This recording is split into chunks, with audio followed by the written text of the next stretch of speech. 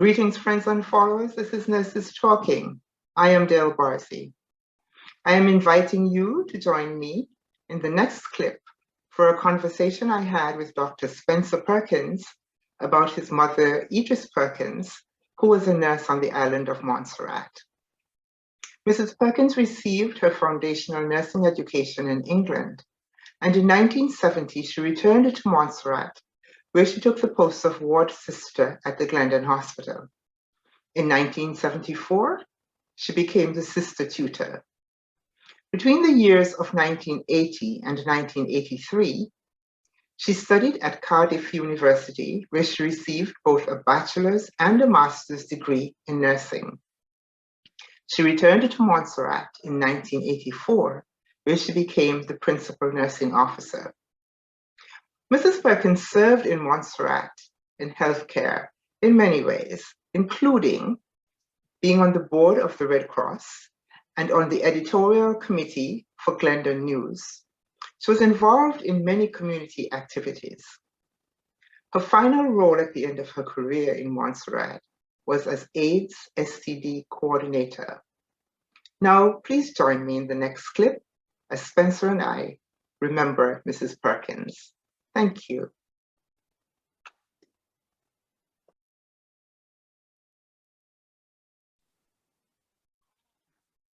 Greetings, friends and followers. This is Nurses Talking. I am Dale Barcy. As always, if you like what you see and hear, give us a like, subscribe, leave us a comment. Today, we're doing the second in our series on nurses in Montserrat. And today we're featuring Mrs. Edrisse Perkins, who was a nurse, a midwife, and a sister tutor in Montserrat. And to help me do that is her son, Dr. Spencer Perkins. Welcome, Spencer. Hi, how are you?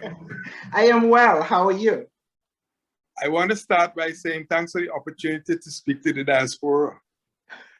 And thank you especially for the opportunity to mark the lives of a lot of these excellent Montserratians who have basically gone unnoticed in a way, you know, but not forgotten, hopefully. Yeah. Well, thank you so much. I really, really appreciate you doing this because this is something that is close to my heart and important to me. So thank you so much for helping. So let's start by asking you about your mom. First of all, do you have any idea what inspired her to become a nurse? Well, yes, it's an interesting story in the sense that she got married at a very young age, came to live in Montserrat, and found life untenable in the marriage, and decided that she had to leave, you know? She left and went back up to Antigua. Now, she's from a humble family, but a family that they have aspired to great things and they've achieved a lot of great things. But it was 9 siblings. So you could imagine times were pretty rough. Yeah. Because looking after 1 or 2 was bad enough. But they were able to, all of them, achieve quite good positions in life. And I must say I'm proud to be part of the family, even though I'm not the next generation. But what happened is when she went back up to Antigua, where she was born, the family decided to guide her towards nursing, because they thought that was probably one of the best opportunities for her at that time. Yeah. But doing nursing in those days meant having to go up to the UK. And going up to the UK was no easy task. You had to get onto the steamers. And as a young lady traveling alone, that was a hell of a thing. Yeah. But having said that, when you say 1, you have to say 2. Her transfer from Antigua to England was facilitated by some people as well. As in life generally, you have to get help somewhere. Indeed. That's important. And she always acknowledged that there was a CMO, I think, in Antigua, he was a British person, Okay. And so therefore he had connections in England, and he facilitated the transfer for her to go up to England and study nursing. So the transition was made much easier by that. Sure. But she went up and she did her nursing degree there. But sorry, she became an RN. Yeah. And then she became a midwife. Okay. You know, yeah, against all odds. And then, well, things went on from there. But that's the story of how she became a nurse. So what brought her back to Montserrat? Well, she had gone up to England, and we, her kids, as Ruzy and myself, were in Montserrat all of that time. And even though we were very much in contact with her family, we were back and forth from Antigua to Montserrat. And that, of course, was facilitated by her brother, one of her younger brothers, George. Okay. He was basically, he took us under his wings in many ways. And we were totally appreciative of that. But still, we weren't able, in those days, it was difficult to afford to go up to England to visit and for her to come down and so on. So her kids were in Montserrat. And I think that would have been the most powerful attraction. Absolutely. To her coming back, yes. Absolutely, absolutely. When I knew your mom, she was a sister tutor. Did she ever work in any other capacity in Montserrat? Yeah, she was a senior midwife, etc., etc. But her big thing was nursing education. Yes. And therefore, she went up to Mona. Okay. In fact, the first year I went to university in Barbados, she was at Mona. Okay. And she did the first part of her nursing education there. And then she went to Cardiff and did her master's, Okay. Yeah, yeah. I subsequently learned that she aspired to do her PhD as well. She was a person who never stopped in terms of aspiring towards further education. Yes. And that was one of the great things about her. Yeah, that's one of the things that I remember about her. And I have to say that I did not, our contact as far as work goes was not for very long. But that is one of the things that came across very early and very forcefully about her, is that, continuing education was important. And absolutely. So that came across a lot. People interestingly, she never really pushed that on us, but having her as a role model, it became kind of a natural thing to aspire to, which was great. Yeah, I mean, there's more than one way to inspire people, and just the way you live, the way I remember the way she walked. Yeah. It was very, very upright and very, stately. Her walk was very stately. Yeah. So just to digress a little bit then, do you think that's why you became a doctor? Well, I think it certainly had something to do with it. I could distinctly remember the time when I thought seriously of doing medicine was once my brother and myself were coming home from school, and I started to get a severe chest pain. Severe, I couldn't breathe. Oh. But I happened to reach home, just barely. And so she put me to bed and so on and so forth. And she got Dr. Woodens, I think it was, to come across. And he gave me an injection of morphine. And it was like paradise, because the pain was so terrible. I got to sleep through the night, and I found out subsequently that I had a spontaneous pneumothorax, which was a significant issue. Of course. But I was so grateful for the medical care you know. They were so concerned and they were so caring. And I was so happy that I was able to survive it. That I thought seriously that this is probably what I want to do, you know, if I could impact somebody's life like that. Just like that, yeah. That's awesome. That's awesome. That's awesome. That's awesome. So, what would you say as her son? And looking at that, because I know what other people say about her, and I've never heard anyone say anything about your mom that was less than respectful. So people respected her. But what would you say, as her son, was the most essential quality about her that made people respect her so greatly? She maintained one standard, and that was a high standard, always. She stayed out of the little nonsense talks and gossip and so on. She was always into seriously helping people, you know, her work, that type of thing. You know, she was never into that frivolous type of behavior. And she maintained one standard all the time. You could depend on it. You could close your eyes, go away, come back next year. She's like that still. Yeah. And I think that was the most impressive thing about her. Yeah. You know? Yeah. She had a high standard and she maintained it throughout. Yeah. Yeah. Yeah. She commanded respect.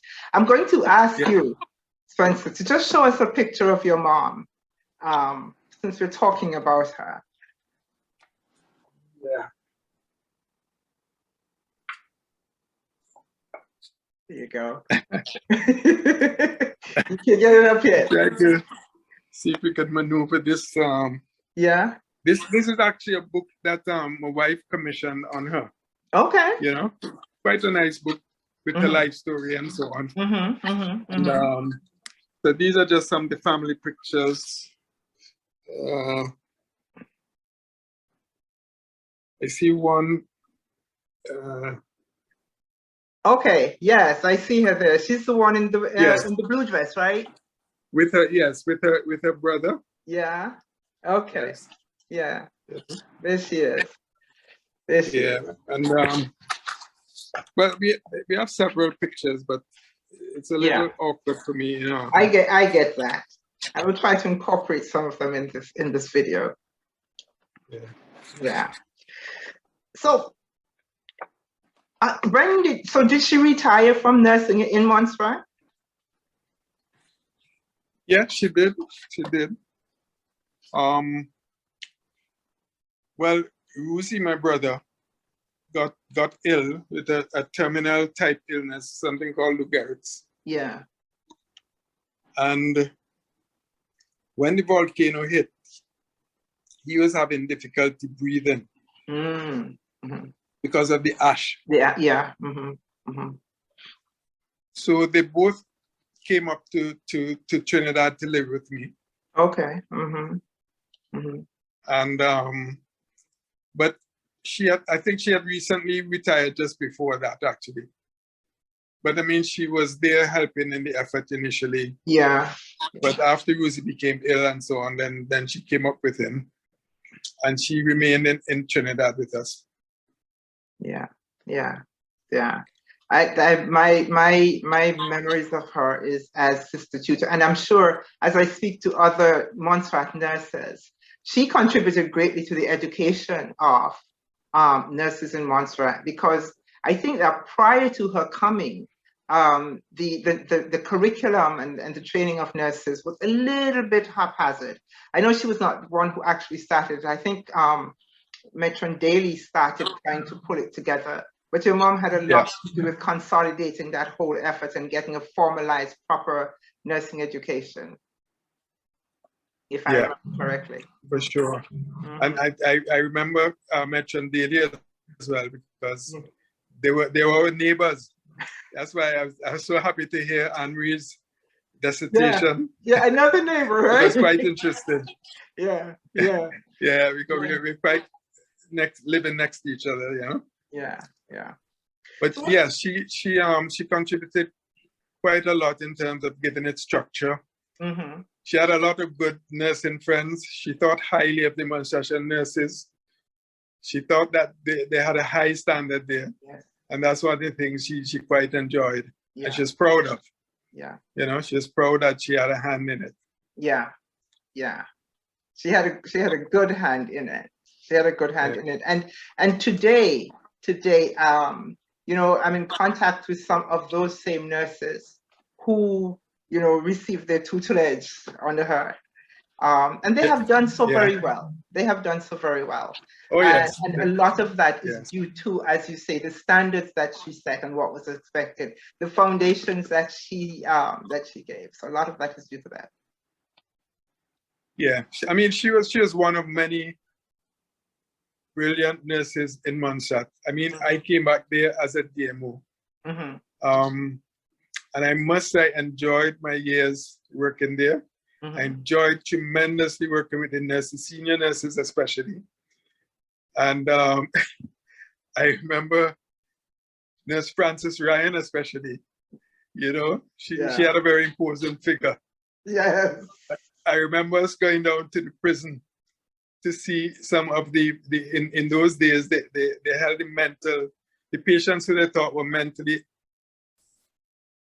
unstable, I would say, but could possibly become violent.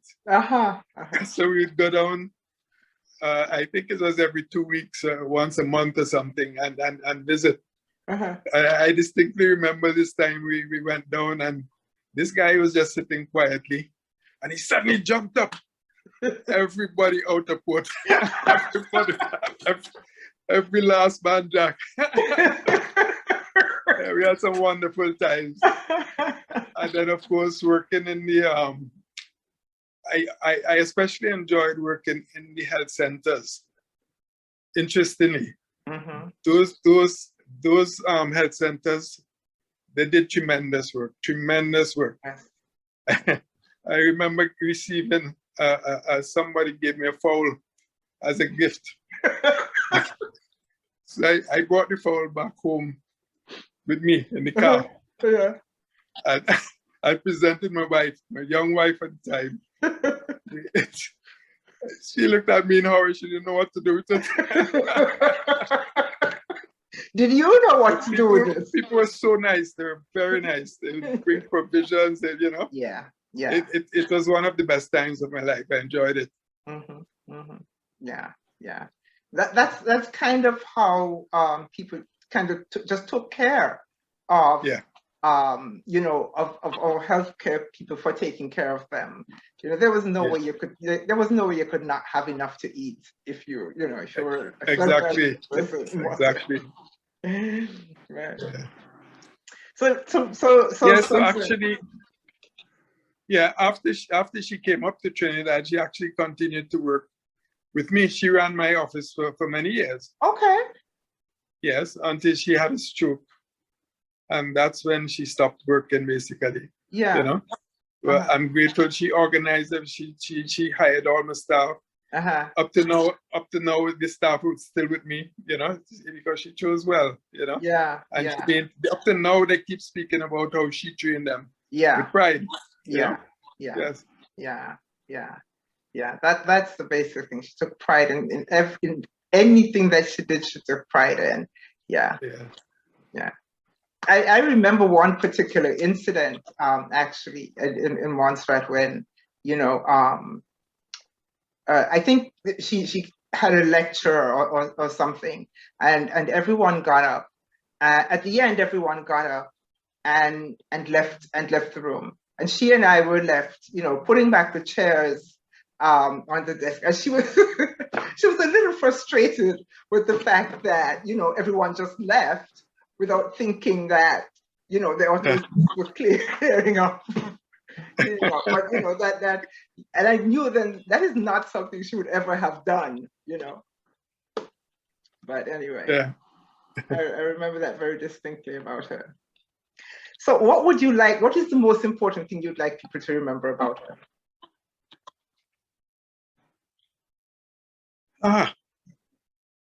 It's difficult to pin down any one thing, but she was certainly a very dedicated person. She always thought of Montserrat as a home. You know, she loved Montserrat. She loved Montserrat.